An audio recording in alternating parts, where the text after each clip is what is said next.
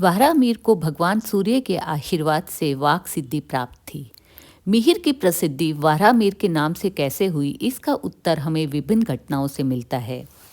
एक समय महाराज विक्रमादित्य की प्रमुख रानी के यहाँ पुत्र ने जन्म लिया। नवजात बालक की जन्म कुंडली को देखकर कालिदास, वररुचि एवं मिहिर आदि ज्योतिषियों ने फलादेश बताए। कालिदास एवं वररुचि ने तो राजकुमार को 18वें वर्ष में शिकार खेलते हुए अथवा किसी जंगली पशु द्वारा मृत्यु का योग बताया। मिहिर ने कहा कि मृत्यु तो ठीक 18वें वर्ष में होगी, किंतु अमुक मास अमुक दिन में अमुक समय जंगली सूअर द्वारा राजकुमार की हत्या होगी और उसे कोई भी उपाय नहीं बचा पाएगा। यह भविष्यवाणी सुनकर सभा में सन्नाटा छा गया। सम्राट विक्रमादित्य ने अपने मंत्रियों एवं सभासदों को बुलाकर राजकुमार की मृत्यु की चर्चा की और उसके बचाव के साधन पूछे।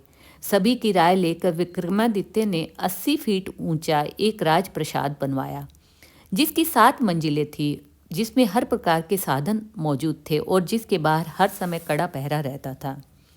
राजकुमार को अनेक दास दासियों सहित उस राजप्रसाद में रहने का आदेश दिया गया।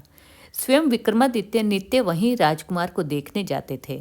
समय बीतने लगा और 18वां वर्ष भी राजकुमार को लग गया। तब मिहिर द्वारा कही गई मृत्यु का समय भी आ गया। तब विशेष रूप से समस्त उज्जैन एवं राज दरबार में राजकुमार की मृत्यु की चर्चा हो रही थी कि जंगली सुअर किस प्रकार से उस 80 फीट ऊंचे राजमहल में घुस सकेगा, जिसके चारों ओर कड़ा पहरा है। सभी लोग मिहिर की भविष्यवाणी असत्य सिद्ध होने की कल्पना कर रहे थे। जब मिहिर द्वारा बताया हुआ समय राजकुमार की मृत्यु का टल गया, तब सम्राट विक्रमादित्य एवं मिहिर तथा अन्य मंत्री लोग राजकुमार को देखने के लिए राजप्रसाद में गए। 7वीं मंजिल तक इन लोगों को कोई अशुभ सूचना राजकुमार के विषय में नहीं मिली। तब लोग 7वीं मंजिल के ऊपर वाले चबूतरे पर जाने को तैयार हुए। तब मिहिर ने बड़े साहस से कहा, इस मंजिल के ऊपर वाले चबूतरे पर राजकुमार खून से लथपथ मृत पड़ा हुआ है। उसकी मृत्यु भी सूअर के द्वारा ही हुई है। मेरी भविष्यवाणी कभी भी मिथ्या नहीं हो सकती, क्योंकि यह भविष्यवाणी मुझ जैसे अल्पज्ञानी एवं साधारण व्यक्ति की नहीं, बल्कि ज्योतिष विद्या के मूल स्रोत भगवान सूर्य देव की वाणी है, जो कि ध्रुव की तरह अटल है। सूर्य नारायण की कृपा से ही मैंने बृहद संहिता, बृहद जातक, लघु जातक, पंच सिद्धांतिका इत्यादि ग्रंथों की रचना की है। सूर्य देव से ही मैंने प्रवीणता प्राप्त की है।